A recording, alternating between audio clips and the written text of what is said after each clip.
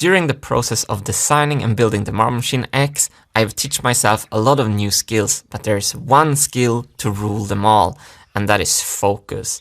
During the past years, I've been thinking a lot about how to achieve goals and how to focus. And in this video, I want to share with you my thoughts on this topic. For very long periods in this build, I have been very dissatisfied with the progress and my own performance. I have constantly been thinking about how I can improve my efficiency. Years and years of thinking have now condensed into my home-cooked theory on how to achieve your goals and improve your focus in two simple concepts. I put simple in quotation marks because the concepts themselves are very simple but not easy to carry out. And even though this method is specialized for my unique situation, maybe there are some general things in there that can be useful for you as well. Let's get right into it. Let's begin breaking down the first concept, how to achieve goals. When I was home in Sweden to celebrate Christmas with my family, my sister told me about goal-setting theory. This is a very fascinating subject and I'm not well read on it at all, but my two key takeaways from goal-setting theory is 1. Setting a goal can help you a lot.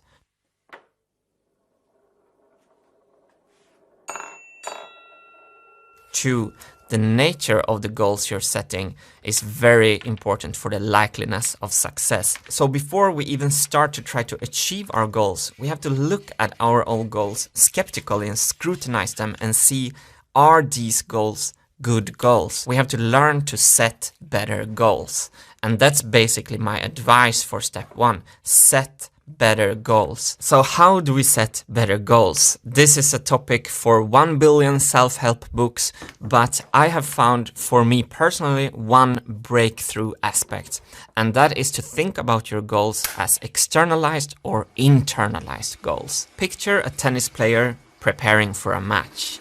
The player can either think, my goal is to win the match, or the player can think, my goal is to play to the best of my ability to give myself the largest chance of winning the match. The first type of goal, I am going to win the tennis match, is an externalized goal, depending on external events out of your control. In such, it's a kind of a fragile type of goal. The second type of goal, I'm going to play to the best of my ability to give myself the largest chance of winning the match, is an internalized type of goal, depending only on stuff that yourself can control. And herein lies the magic of internalized goal. We are already standing on firmer ground with our goals. We have formulated our goal in such a way that we can actually do something about it. We are not dependent on external events out of our control. So that's my tip number 1 about how to set goals. Set internalized goals. The example with the tennis player is from the book A Guide to the Good Life by William B. Irvine, if you want to read more. Another thing that helped me to set better goals is to be careful about the size of the goals, is to be careful about how long-term versus short-term the goals are. So in my example, I want to go on a world tour with the Marble Machine X. If that's my goal every single day, I'm failing every single day. No matter what I achieved during 12 hard hours working in my studio, I will have failed by the end of the day. So what I try to do is to break down goals into smaller steps. And I've taken this into the extreme. Before I used to think in the morning, today I want to be finished with the marble divider or something like that. So first of all, this kind of goal is actually an externalized type of goal.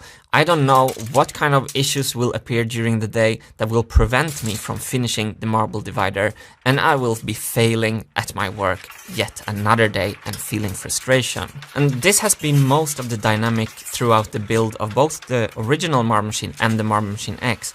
I woke up, I've been setting myself an ambitious goal and I've been failing to achieve it, which is demoralizing over time. I wanted to turn this around and stop wasting energy on unuseful frustration. If I use the tennis match analogy for my workday, how can I formulate a goal for a workday? And what I've come up with is this.